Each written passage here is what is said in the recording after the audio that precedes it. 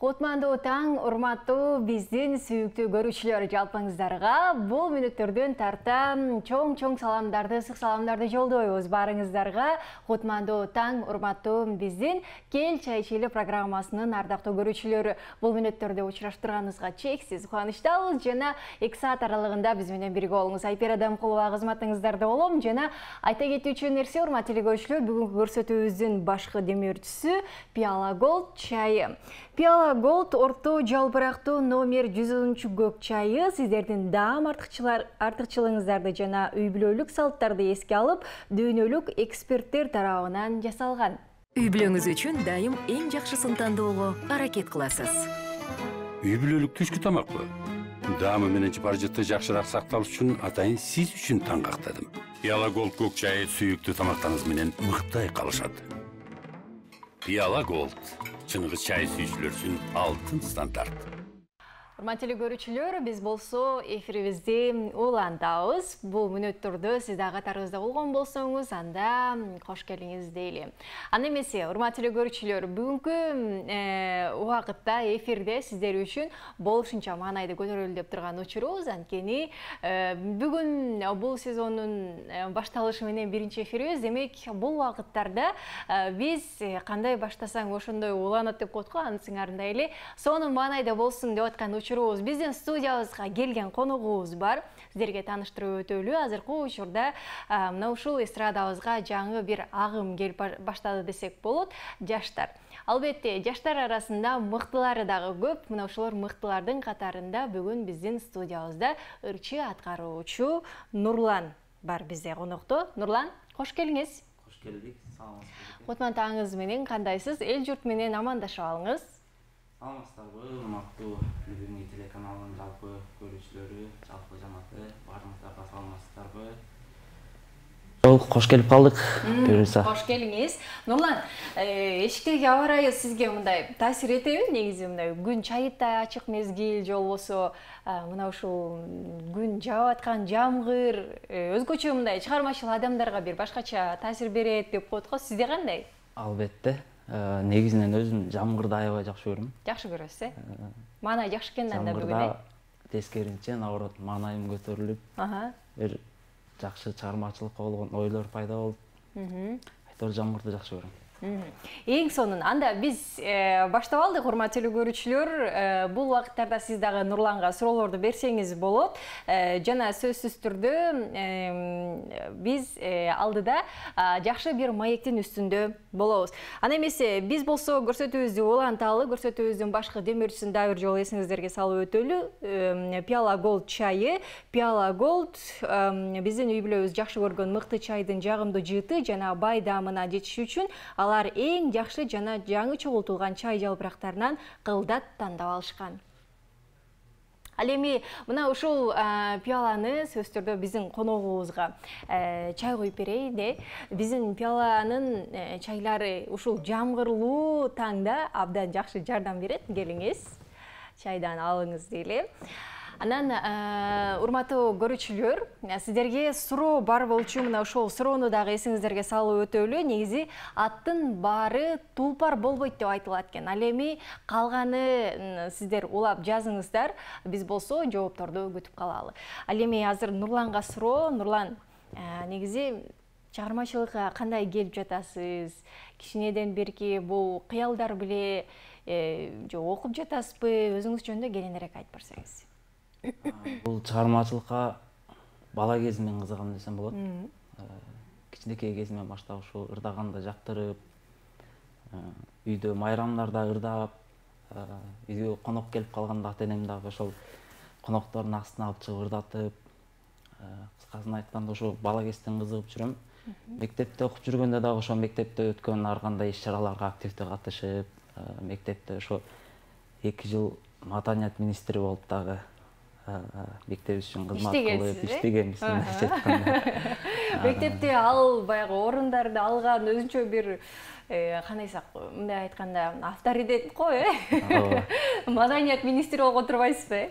Бала кезде ошо маданият министри болуп мектепте, ошо баардык мектепте иш-чараларды уюштуруп, концерттерди, майрамдарды, ошол майрам концерттерде өзүбүз да чыгып ырдап, концерттерди алып барып, ошентип жүрүп, анан окууну бүткөндөн кийин, 11 классты бүткөндөн кийин Бибисара Бейшеналиева атындагы искусствовед жана маданият университетинин музыка жана ырдоо бөлүмүндө тапшырдым, кафедрасына. Ал жакта 4 жыл окудум. 4 жыл окуп, ошо атайын аккордеонго аябай кызыкчу элем. Ошо аккордеон үйрөнөм деп барып, ошол жактан 4 жыл окуп, аккордеон үйрөндүк, ырдаганды үйрөндүк. Ийгиликтүү аякта болдук буюрса. Аяктадыңыз, Демек, сизде мындай профессионалдуу көрчү десек болот турбайбы? Эми өзүмдү анчалыкка чейин айта албайм, бирок сиз эми окуп бүттүңүз да, бир кесиптин ээси болдуңуз, Келиңиз, анда биздин көрүүчүлөр бүтүп калды болуш керек, аккордеонуңуз жаныңызда. Мына ушул окуу жайда окуп бүттүм дедиңиз, бизге жакшы чыгарма аткарып бербейсизби? Албетте. Биздин көрүүчүлөргө айтып өтөлү, эгерде сиздерде дагы суроолор болсо, бизге жазсаңыздар болот, жана кайсыл чыгарманы аткарып берүүсүн дагы сурансаңыздар болот. 0508 400 100 номери аркылуу бизге WhatsApp аркылуу жаза берсеңиздер болот, жана жогоруда берген биздин сурообузга да жоопторду күтөлү. Аттын баары эле тулпар боло бербейт экен. Мисалы, бул атка салыштырган маанисинде. Жол болсо, мисалы, Нурландын кесибине байланыштуу айта турган болсок, элдин баары эле ырчы болуп кете албайт, Ушундай сыяктуу мааниде айтылган. Экинчи сабын бизге улап жазыңыздар, кандай жооп болот. Анда эмесе, Нурлан даяр болуп калдыңыз окшойт, Келиңиз, кайсыл чыгарманы аткарасыз? Келиңиздер, анда ушул аккордеонду бала кезде жаңы үйрөнүп атканда биринчи үйрөнгөн чыгармамды ушу биринчи эфиримде аткарып берейин. Апакем деп аталат. Өзүмө аябай жагат, өзүмдү аябай жакшы көрөм. Сиздерге да жагат деген үмүттөмүн. Келиңиздер, анда эмесе жалпы телеканалдын көрүүчүлөрү үчүн жана сиз үчүн болсун.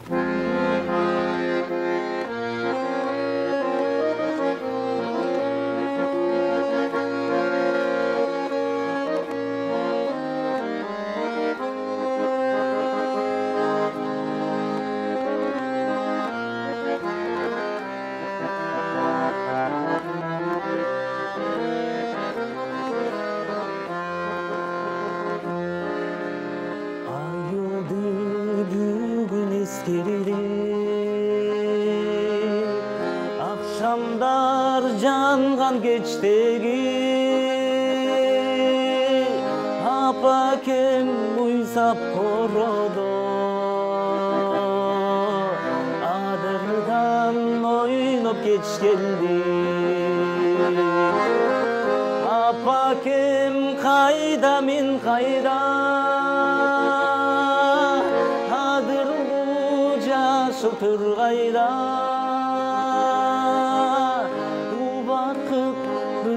табышмак уктабай түндө далайга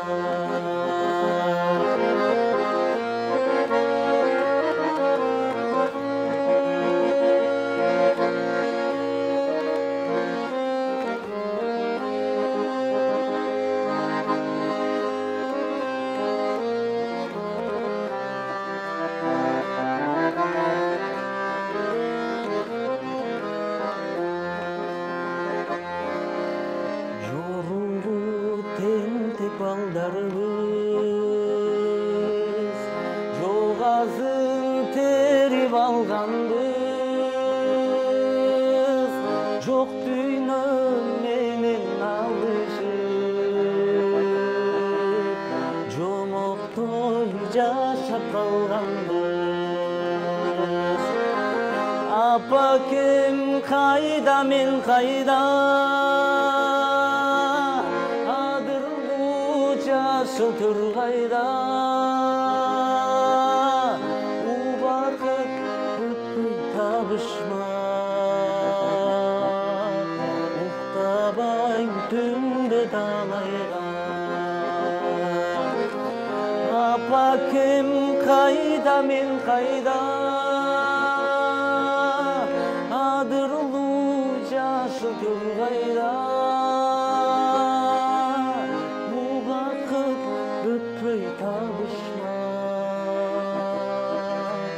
уктабайм түндө далайга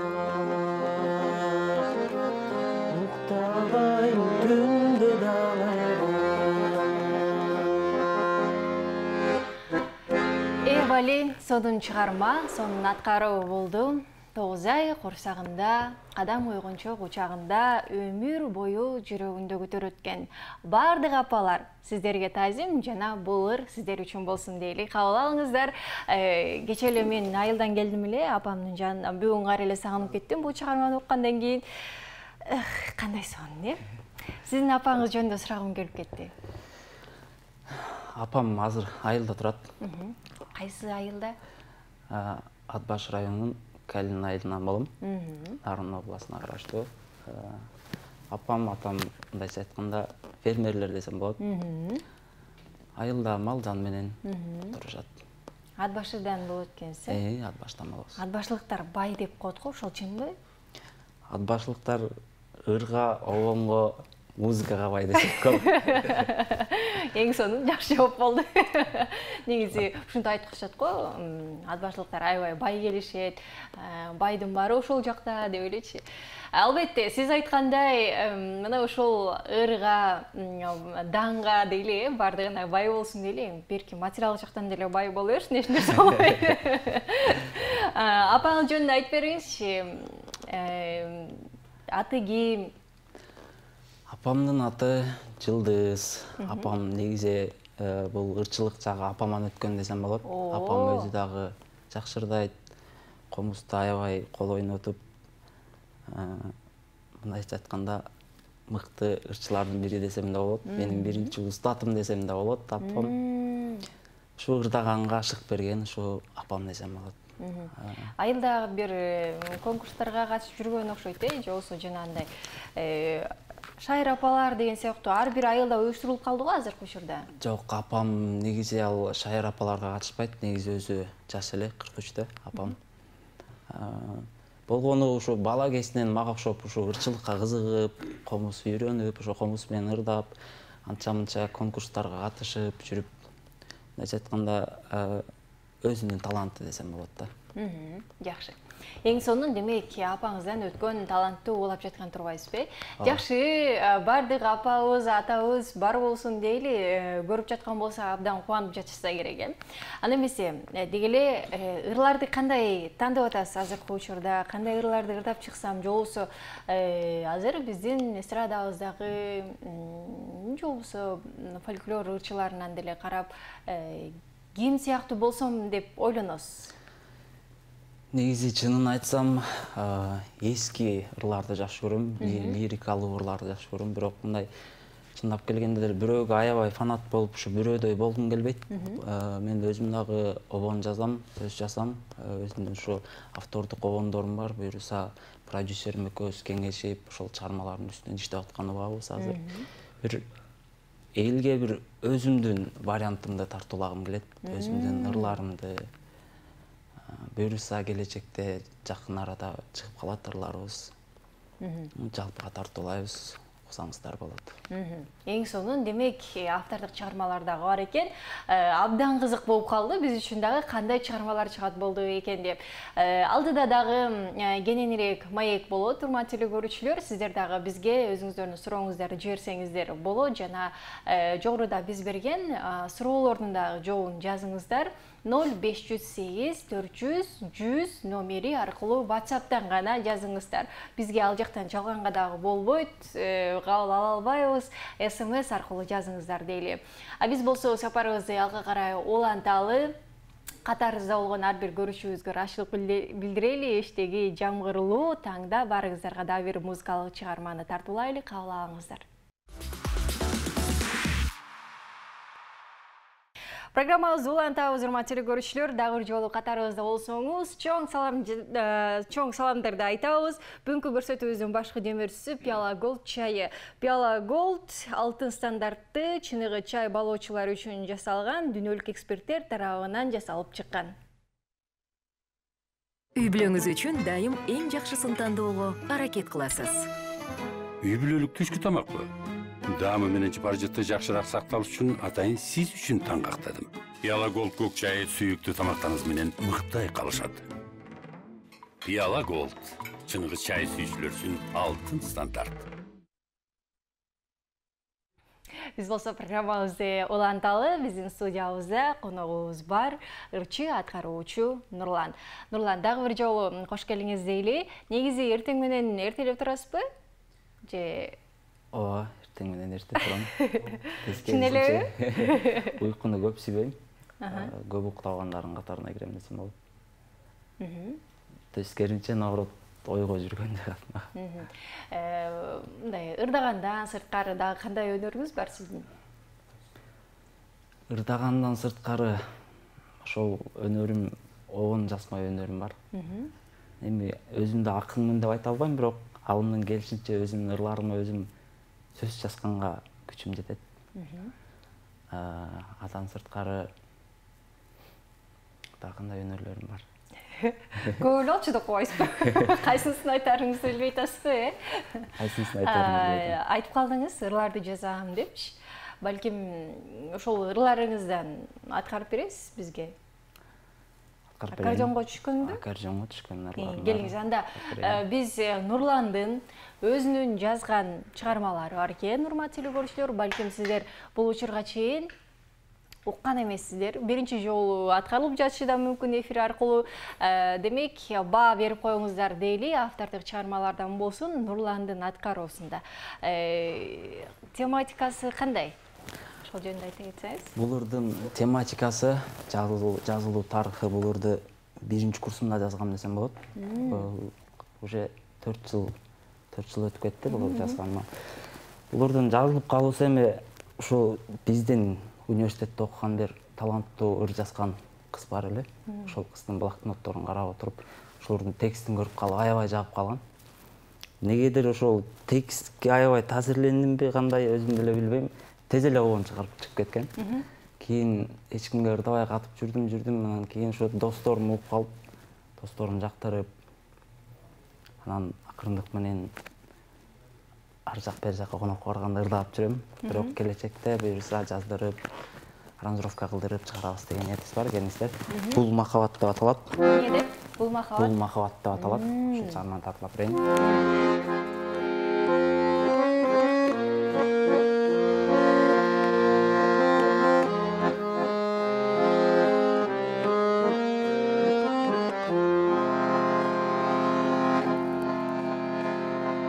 Жалган беле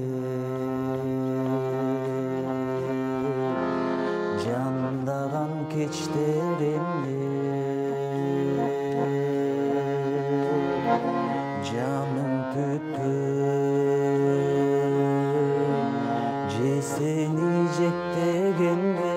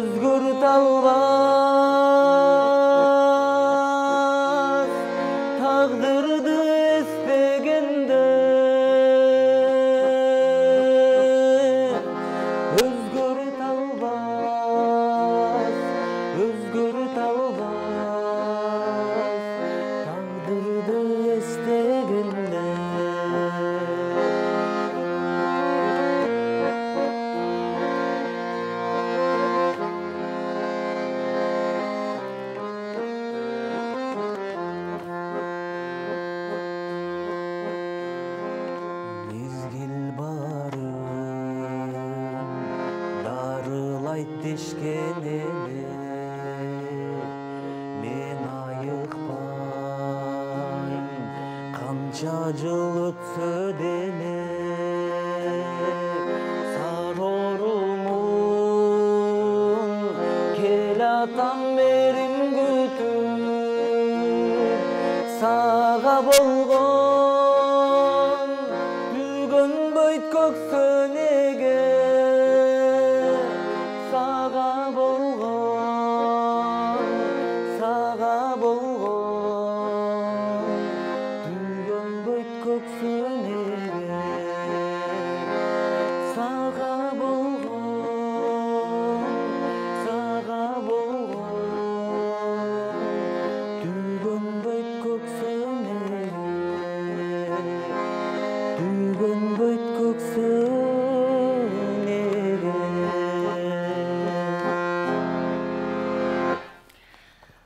ушундай баарыбызды ойго салган чыгарма болду окшойт. Бул махабат деп аталды Нурландын аткаруусунда. Нурлан, махабат жаатында чын элесте кандай? Эми махабат жаатында бала кезде болгон, азыр ушул чыгармачылык менен эле. Эч ким сүйбөй элесизби? Жок, азыр. Кантип эле? Сүйүү сезими жок. Жүрөктүн ээси жокпу, Жүрөктүн ээси жок. Окууну бүтүптүрсүз. Мындай эми үйлөнсөм деген ойлор жаралат да, кантип жок болсун жигиттерде анан. Караштырган жоксузбу же? Жок. Кыздар келе атканда көздү жумуппу? Азырынча үйлөнүү жөнүндө план жок азырынча. Азырынча жок, Азыр ушул чыгармачылык менен жигердүү иштеп жаткан убагыбыз. Кийин убактысы келгенде ойлонуп чыгарбыз. Азырынча план жок үйлөнгөнгө. Макул. Ал жагында сурабай эле коеюн анда. Негизи кандай башталып атат? Чыгармачылык оор деп айтышат да көпчүлүгү, мисалы ошол эле ырчылар, деги ушул жаатта эмгектенгендер. Сизге кандай сезилип атат? Мага эми аябай оорчулугу деле сезилген жок, себеп дегенде менин продюсерим бар. Белгилүү продюсер Канат Кадыржан продюсердин ошол кастингинен өтүп иштешип калганбыз. Азыр чындап айтканда эч кандай менде кыйынчылык деле жок. Баардык жумушту ошо продюсерим бүтүрүп атат. Өзү айткандай мен келип ырдап даяр оокатка эле келип анан кетип калам да. Калганын ошо продюсерим бүтүрөт. Убакыттан пайдаланып ошо продюсериме ыраазычылыгымды билдирем. Аябай жакшы киши, буюрса жакшы иштери болуп атат. Келечекте жакшы ырлар менен тартуулайбыз деген үмүттөмүн. Күтөбүз, сөзсүз түрдө мыкты ой Нурлан келатат деп, жылдыз болуптур деп элдин баары күтүп алып, кыздар сүрөткөчүбүз деп абдан ашыккандар көп болсун дейли. Алдыда сөзсүз түрдө ушундай болоруна биз ишенебиз. Анан сиздин баягы бир максаттар бар да, ой тилектер, кыялдар дегендей. Алдыда бир гана Кыргызстанда эмес, башка бир өлкөлөрдү багынсам деген ойлоруңуз бар болуш керек. Негизи башка шаарларга, башка жерлерге чыгып көрдүңүз беле, чыга элексизби? Башка өлкөгө чыгып келдим. Барып 2 жыл Москвада иштеп келдим десем болот. Чындап келгенде ошо Москвада жүргөндө, чет жакта жүргөндө өзүңдүн мекениңдин кадырын билет кезиң аябай. Ошол жактан дагы көп ырлар, оңдор чыкты десем болот. Толган жердин топурак алтын экенин ошол чет жактан билдик десек болот. Эми ал шаардын да өзүнүн керемети бар. Бирок мекенибизге эч качан бир дагы өлкө теңден келе албайт экен. Мекенге болгон сагынычтан кийин да чыгармалар жаралды болуш керек, Албетте. Мисалы аталыш кандай эле? Аталышы ошо мекенге сагынып жазган чыгармам бар. Жакын арада ошол чыгармабызды чыгарабыз деп тилекке каршы жетишпей калдык. Кыргызстан деп аталат. Кыргызстан, Ошо Кыргызстанга болгон сагынычымды ошолорго түшүргөн десем болот. Жакшы. Шаңдуу Кыргызстан же Патриоттук сезимди ойготот. Азыр мен сизден бир шаңдуу чыгарма сурангым келип атат көрүүчүлөрүбүзгө. Махабаттан кийин баарыбыз ойлонуп эле ушундай болуп атабыз да. Азыр жакшы бир чыгарма аткарып берсеңиз, шаңдуураак кол чаап мен бийлеп отуруп турайын, Албетте. Келиңиз, Рустам Сагыналиев агабыз аткарып жүргөн Өтүнүч деген бир жагымдуу чыгарма бар. Көп жерде ушу тойлордо, шаган сөкөттөрдө ушул чыгарманы ырлап жүрөм. Чалсаңыздар татлап берейин.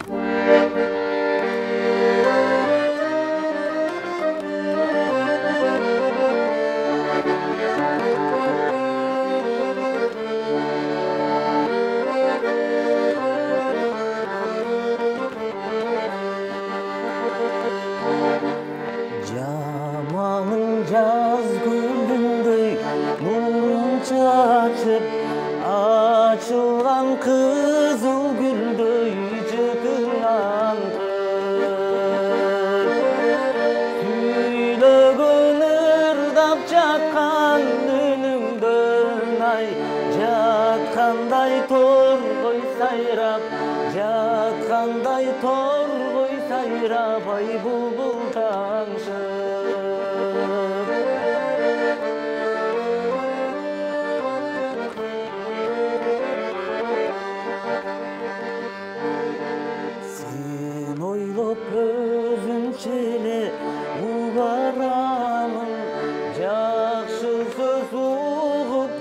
барсам мен айкылбанамын.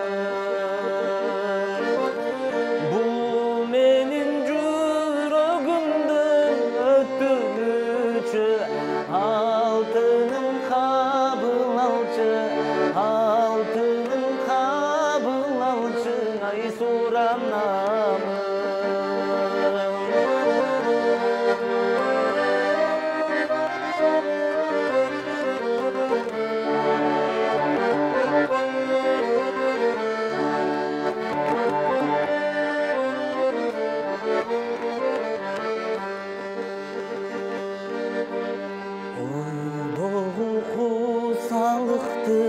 Кетире албай, көргөндө сени тиктим мен ай көзүмдү албай. Айсыңбы сен көктөгү кантип жетем, алтыным кыйнадың го, алтыным кыйнадың го, сен ай өчүң бардай.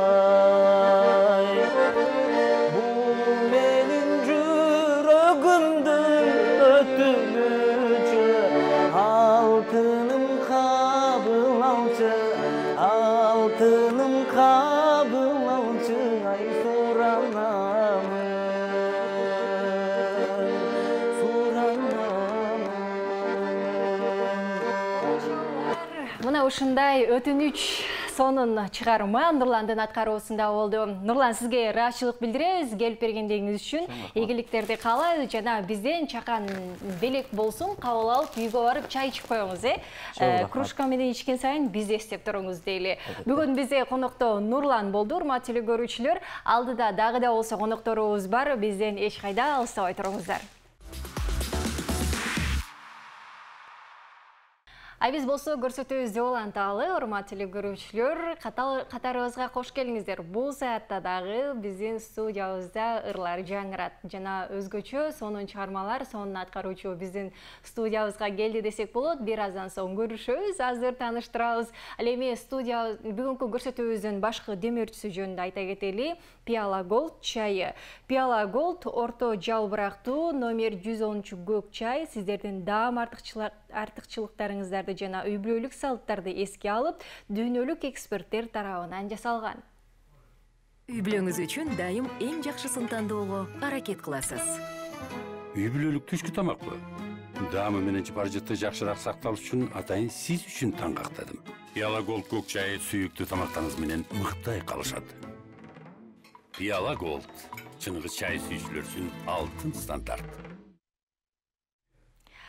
Ал эми бул таңда сиздер дагы чайдан ичип отуруңуздар, ысык чайдан ичиңиздер дейли. Келиңиздер чай ичели, катарыбызда болуңуздар, урматтуу көрүүчүлөр. Ал эми студиябыздын коногу мыкты ырлардын аткаруучусу, ырчы, аккордеончу бүгүн Суран Садбакасов бүгүн бизде конокто.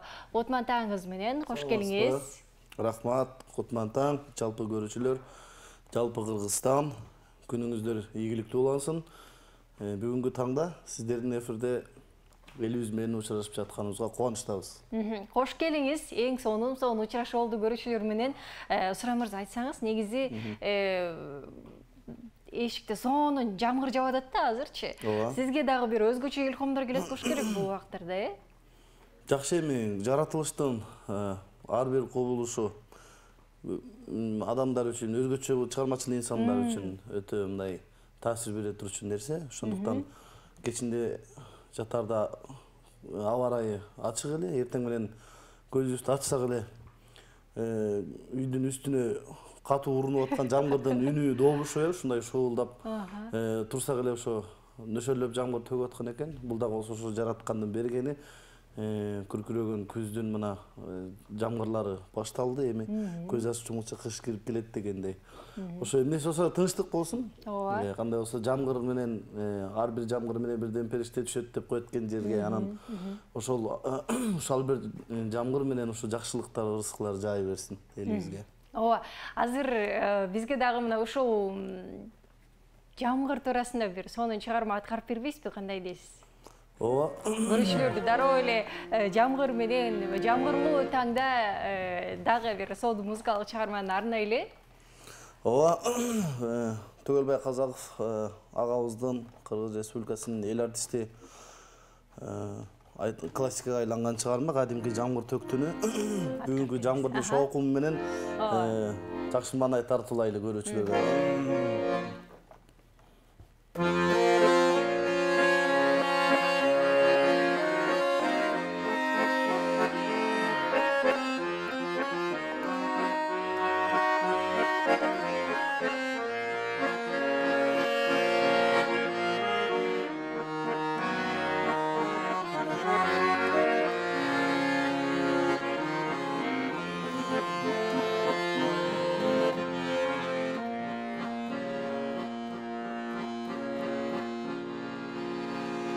Жамгыр төктү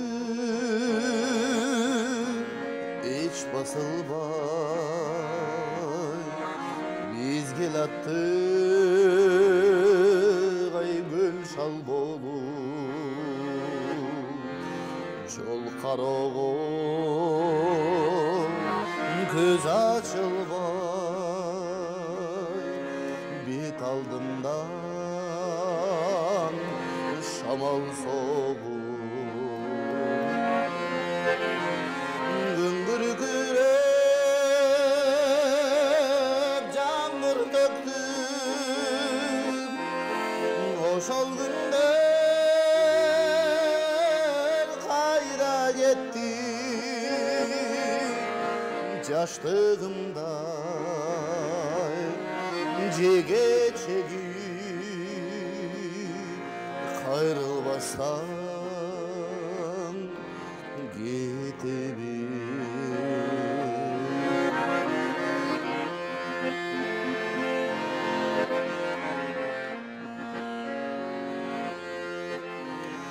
Jamgır töktü, eske düştü, alыс kalgan жаштыгымдай сагым тасып жүрөк тезип колдон учкан ак кушумдай күңгүр күрөп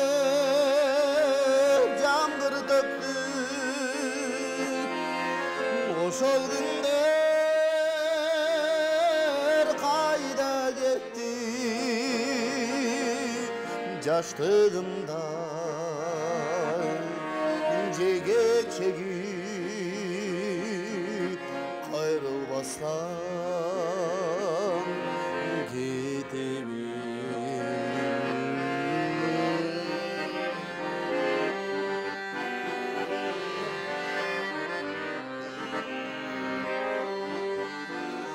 Жылдар учат канаттуудай жамгыр төгөт эч басылбай жамгырлардай эске түшөт алга түсүйүп унутулбай күңгүр күрөп жамгыр төктү ошол күндөр кайда кетти жаштыгымдай жеге чегип кайрылбастан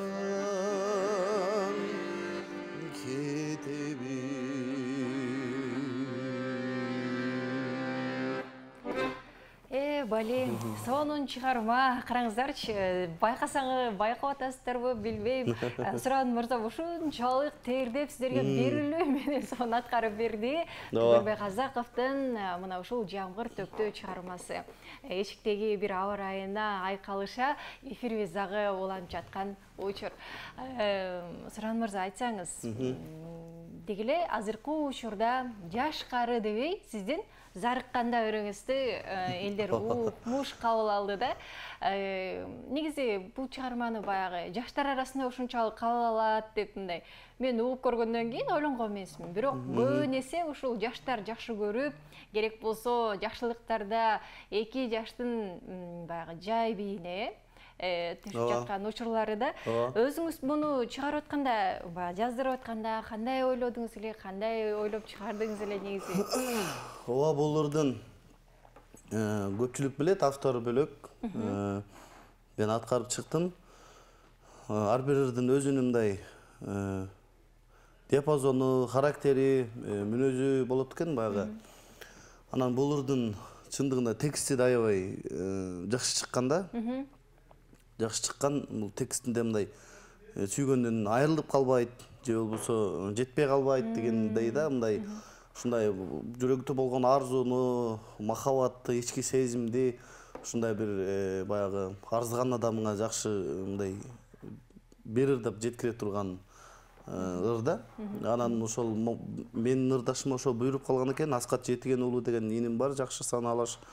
Ошол Аскаттын чыгармасы Зарыкканда деп. Анан буларды мен биринчи укканда эле ушундай баары бир баягы көпчүлүк аябай сүйүп угаарына мындай көзүм жеткен да чындыгында. Анткени ырдын өзүнүн кайрыктарында ошо биздин кыргыз жыттанган мындай колориттер, кайрыктары бар да. Анан сөзү дагы ушундай бири-бирин айкалышып турат. Аскаттын өзүнүн аткаруусунда мен угуп эле аябай ушундай бир аябай таасирленгем да, аябай мындай ооруп калгам. Ошондо угуп жүрүп анан Аскат бугу бирөөгө берип койдум беле байкебай, ушу сиздин башында эметсеңиз ырдамак экенсиз деп ошентип койгом башында. Анан ошо кийин убакыттардын өтүшү менен Аскат ошо өзү кайрылып калды, байке ошо ырды алган адам ошо ырдабай жатат, ырды чыгарбай жатат. Аябай көп созулуп кетти. Анан сиз биринчи кайрылдыңыз эле, сизге берейин деп анан ошондо аябай сүйүнүп, анан ушуларды 5-6 айдын ичинде араң чыкты го. Бул деле ошо аранжировщикти жаза албай, мындай түйшөлүп атышып, кармалып отуруп анан 6 ай дегенде жарык көрдү. Анан азыр ошо сиз айткандай кары жаштыбы, улумунга дагы, анан жаштарга дагы аябай мындай жагып атат да, өтүп атат. Кабыл алып атат. Мисалы ырлар чыкканда же жаштар уга турган чыгарма болуп калды го, аз көбүн эсе, же улуумун угат да, ушундай. Бул экөөнүн ортосундагы бир сонун чыгарма болуп жаткан мезгилде анан алгач мисалы ушул эки жаштын тоюнда жана жай бийге түшкөндө эмне болуп чакырып калышты, анан биринен бири көрүп эле чакырып атышат окшойт, Жок, ошо көп жаштар мындай жакшы сүйүп угуп атышат, анан ошол үйлөнгөн, же болбосо турмушка узап аткан балдар, кыздар ошол байланышып, ушу ырыңызды аябай жакшы көрөбүз. Ошо биздин бала чачында тоюбуз болот эле, ошого биз баягы сиз ырдасаңыз биз баягы ак бийге түшөт элек деп баягы үлпет тойлордо жаштар ортого чыгып ушундай ак бийге түшөт го. Анан ошентип сурангандар көп болуп атат. Баягы ошо ырдын бул себеби эмнеде? Ырдын биринчиден ошол мазмунунда, текстинде, сөзүндө ошол арзышкан адамдардын бири-бирине жакындата турган бир маанилери бар. Эң акырында ошол төбөлүк болчу жанымда, ар дайым болчу жанымда деген саптар менен толукталып, анан ошол себептен да жакшы көрүшсө керек. Ошо анан ошо арзышкандардын тойлорунда көп ырдалып атат. Эң сонун автордон сурап көрдүңүзбү? Мисалы текстинде эмнеге Зарыкканда деп аталышын койгон экен? Зарыкканда деп менин оюмча эми бул так даана момундай акыбалда чыккан деп деле мага айта элек Аскат. Бирок өзүнүн мындай баамында ошол бул деле ошол Аскаттын өзүнүн арзуусунан баштан өткөн сүйүүсүнөн жаралган чыгарма экен. Анан ошол зарыгып, менин оюмча ошол арзыган адам ошо алыста болуп, анан кандай десем мындай бир ушу зарыгып зарыкканда чыккан чыгарма окшойт да. Зарыгып атканда мындай ушундай мындай арзып, сүйүп, же болбосо сагынып, анан ошон үчүн анан ырдын атын Зарыкканда деп коюлган да. Мына ушул сонун жазылган ырды сиз дагы сонун аткаруудасыз. Азыркы учурда ырашчылык билдиребиз. Биз болсо алга карай сапарыбызды алга карай улантабыз. Эгерде сиздер тарапта дагы Суран мырзага, биздин коногубузга суроолоруңуз бар болсо жиберсеңиз болот. Биз болсо уланталы. Программабызды уланталы, көрсөтүүбүздүн башкы демөөрчүсү Пиала Голд чайы. Биздин үй бүлөбүз жакшы көргөн мыкты чайдын жагымдуу жыты жана бай даамына жетиш үчүн алар эң жакшы жана жаңы чогултулган чай жалпырактарынан кылдат тандап алышкан. Үй бүлөңүз үчүн дайым эң жакшысын тандоого аракет кыласыз. Үй бүлөлүк түшкү тамакпы? Даамы менен жыты жакшыраак сакталыш үчүн атайын сиз үчүн таңгактадым. Пиала Голд көк чайы сүйүктүү тамактарыңыз менен мыктай калышат. Пиала Голд чыныгы чай сүйүүчүлөр үчүн алтын стандарт. Программабызды уланталы. Ал эми студиябыздын коногу Суран Садбакасов бизде конокто. Жогорудан бери эл жакшы көргөн чыгарма, жакшы кабыл алып жаткан чыгарма бул Зарыкканда туурасында сөз кылдык, ал жөнүндө сүйлөштүк дегендей, эми аны угалы. Суран мырза, бизге аткарып бериңиз. Албетте. Жогоруда айтылгандай, ошол сөз оон Аскат Жетиген уулу деген мен жакшы иним бар. Ошол инимдики Кочкордун кулуну дегендей Бишкектин тургуну. Ушу Зарыккандарын аткарып бере алам да. Эң сонун болот.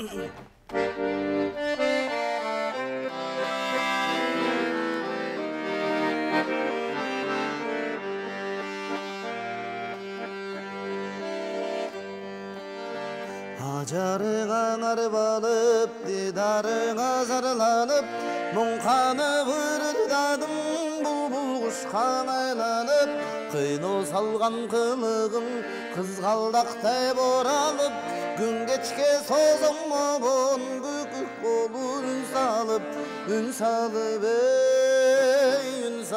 ой, үн салып. Айыбы жоқ жаралған ажайып көркөмүңө, ашығы арнадым асыл кечим өзүңө. Өчпөс болуп жанасың өрт сымал жүрөгүмдө, өзүң гана болсоң дейм өмүрлөшүм өмүрдө, өмүрдөң өмүрдөң өмүрдө.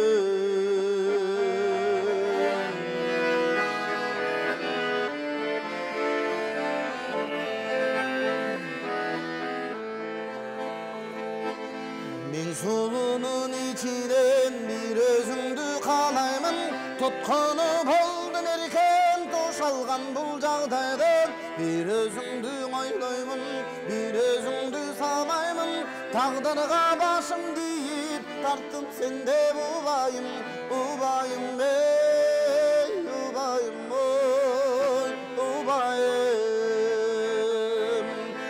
Алдыман чыга калсаң айсымал түндө жаркып, арзуумду чабан сайын ал болуп сага тартып, көлмүңдөп чыга келсең күндөй жаркып таңдагы, суусатат бүткөн боюм сулуулугуң андагы, андагың андагың андагы.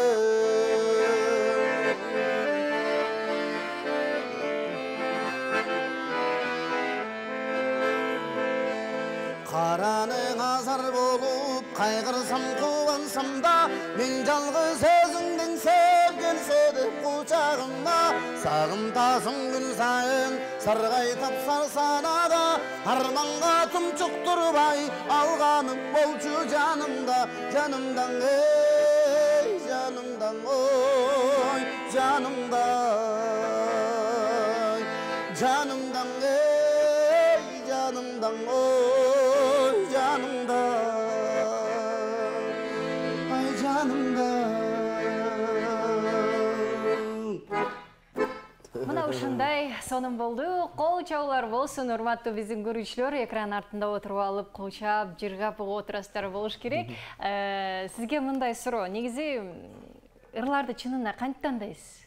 Мисалы, Зарыккандан бир укканда жагып калды, оорудум, аны менен деп атпайсызбы? Кантип тандайсыз?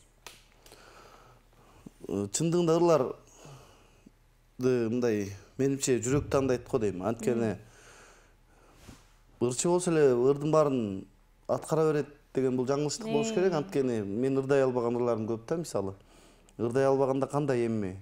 Ошол ырдын мүнөзү, ушу диапазону сен үнүңө туура келбейт, же болбосо мүнөзүңө туура келбейт, же жүрөгүңө туура келбейт, жан дүйнөңө сиңбейт дегендей да.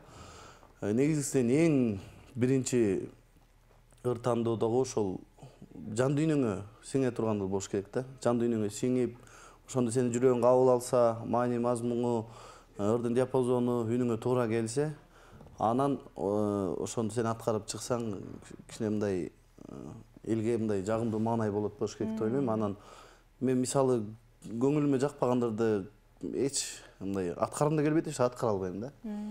Анан ошол көбүнчө меники ошол эме мурунку эски оончулардын ырлары менен көбүнчө таасирленгенбиз дейм. Баягы баардыгыбыз тоонун баласыбыз дегендей. Ошо тоо коюнунда биздин эски залкарлардын ырларын угуп чоңойгонбуз да. Анан ошол себептен көбүнчө ошол лирикага жакынбыз да. Ошо Саңкалы, Рыспай, Түгөлбай, Казаков ушу чоң залкарлардын ырларынан таасирленип, анан ошол зарыкканда деле ошол кайрыктары, маани мазмуну ошол биздин ошол кандайдыр бир кыргыздын жыты бар чыгармада.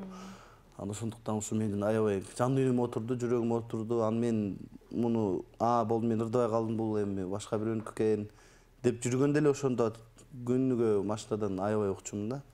Анан ошондо уга берип, улур менен орой берип, аябай ошо мен жан дүйнөмө мындай аябай сиңген экен.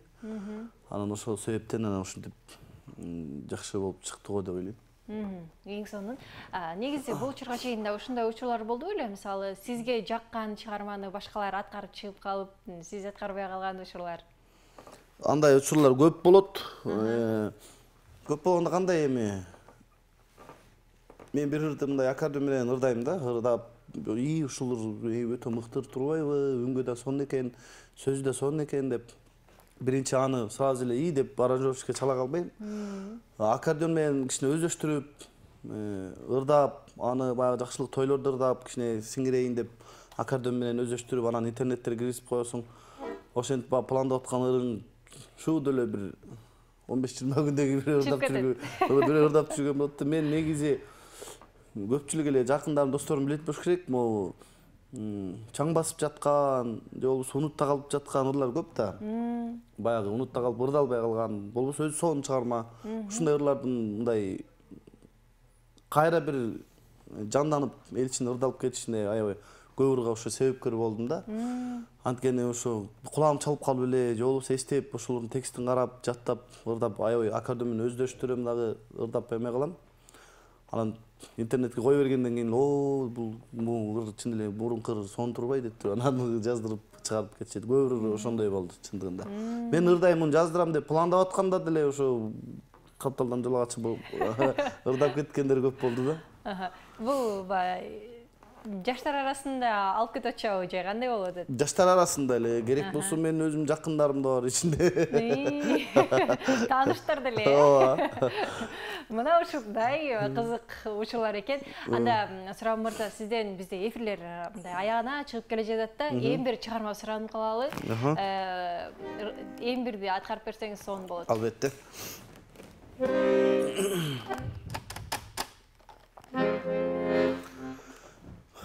Эми азыр жамгырда, жумушка жөнөгөндөр жумушка жөнөштү.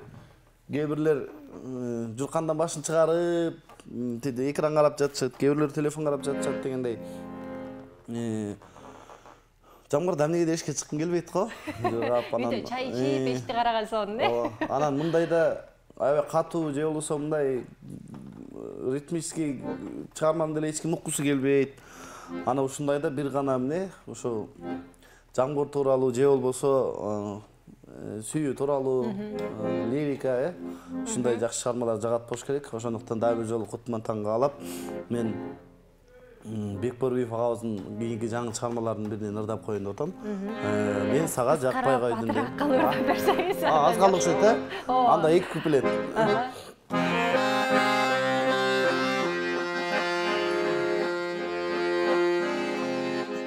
алыстан қараймын терегіңді, бере албай белегімді. Үйіңден шығасың сілкіп-сілкіп, сенің болған елегіңді. Башқаға жылулық себеріңді, білішпей тереңіңді. Жомоқоң ішеніп жолда қалдым, жоқ қылдым керегімді.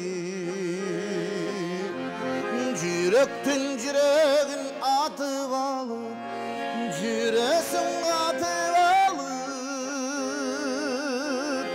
Ширелген қылыштай мөлтіреймін, ширеңді татып алып. Ширеңді татып алып. Көкелем ұчқаның емі қандай, көңілге батып алып.